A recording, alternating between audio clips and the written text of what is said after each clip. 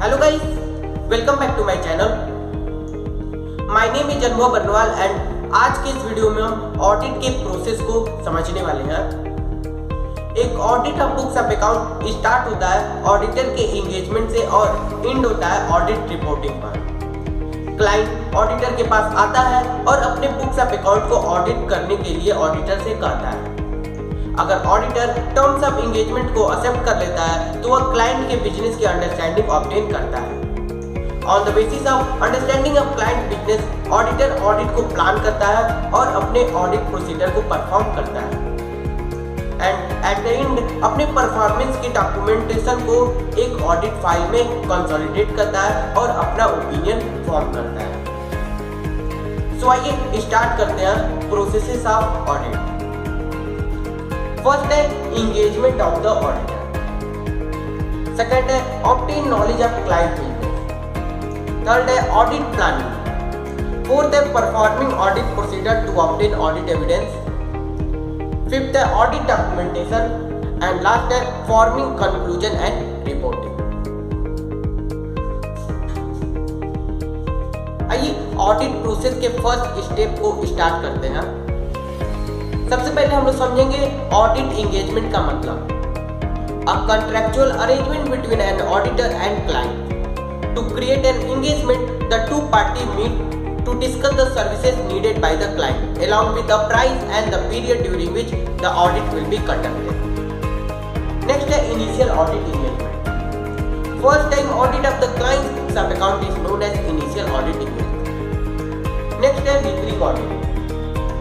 If client's books of account is examined in subsequent period, then it is known as recurring audit. And next is acceptance of client relationship. When initial audit engagement and their terms are accepted by the auditor, then it is known as acceptance of client relationship. And next is continuance of client relationship. In case of recurring audit, the term known as continuance of client relationship. आइए start करते हैं SA 210 Agreeing the terms of audit engagement। यह ऐसे audit engagement के terms को लेकर auditor की responsibility को बताता है। The objective of auditor in this we are whether to accept or continue an audit engagement through establishing the precondition for an audit are present and confirming that there is a common understanding between the auditor and management। आइए समझते हैं what are those precondition। Determine करो कि क्या financial statement के preparation और presentation में financial reporting framework को अप्लाई किया गया है। Obtain the agreement of management to their responsibility for the preparation of the financial statement in accordance with applicable financial reporting framework to design and implement of internal control. जो management determine करे कि financial statement के preparation को enable करने में necessary हो। Auditor को provide करेंगे access to all information such as records, document and other matters, additional information and unrestricted access to employees. Auditor shall not accept अगर मैनेजमेंट ऑडिटर के work के स्कोप पर लिमिटेशन इंपोज करे such that auditor को लगे वह limitation उसके opinion को अफेक्ट करेगा अगर above pre condition for an audit और नॉट प्रेजेंट। नेक्स्ट समझते हैं common understanding between management and auditor. Auditor management से एक टर्म्स ऑफ एंगेजमेंट को डिस्कस करेगा जिसे ऑडिट एंगेजमेंट लेटर में रिकॉर्ड किया जाए जो इंक्लूड करेगा objective and scope of the audit of financial statement, responsibilities of the auditor, responsibilities of the management, identification of acceptable financial reporting framework, reference to expected form and content of any report to be issued by the auditor।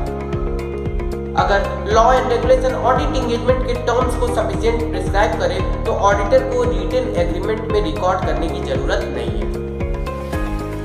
आइए समझते हैं recurring audit. At the time of recurring audit auditor decide कर सकता है कि new engagement letter को send न किया जाए। However, कुछ फैक्टर्स है जहां ऑडिट एंगेजमेंट के टर्म्स को रिवाइज करना एप्रोप्रिएट हो सकता है, जहां एंटिटी को एग्जिस्टिंग टर्म्स ऑफ एंगेजमेंट को रिमाइंड करने की जरूरत हो। कोई इंडिकेशन जो यह शो करेगी एंटिटी ऑडिट के ऑब्जेक्टिव एंड स्कोप को मिसअंडरस्टैंड कर रहा है। Any revise or special terms of engagement. Senior management, board of director और ओनरशिप में किसी प्रकार का रीसेंट चेंज हो, क्लाइंट के बिजनेस के नेचर और साइज में सिग्निफिकेंट चेंज हो, लीगल रिक्वायरमेंट और प्रोनाउंसमेंट ऑफ द ICAI और changes in the existing one. आइए समझते हैं acceptance of changes in terms of audit engagement. अगर ऑडिट एंगेजमेंट को कंप्लीट करने से पहले मैनेजमेंट ऑडिटर को ऑडिट एंगेजमेंट में कोई चेंज करने का रिक्वेस्ट करे जो lower level of assurance convey करे, ऑडिटर डिटरमाइन करेगा कि क्या ऐसा करने का कोई रीजनेबल जस्टिफिकेशन है। अगर टर्म्स ऑफ एंगेजमेंट चेंज होता है तो auditor and management new terms of audit engagement पर एग्री होंगे। अगर ऑडिटर किसी प्रकार के चेंजेस को लेकर एग्री नहीं है तो वो ऑडिट एंगेजमेंट से विथड्रॉ कर सकता है। सो यह था concept audit process and engagement of the auditor का। आज के इस वीडियो में बस इतना ही। अगले वीडियो मिलेंगे नेक्स्ट स्टेप के साथ। तब तक के लिए be safe and be careful. Good bye and thank you.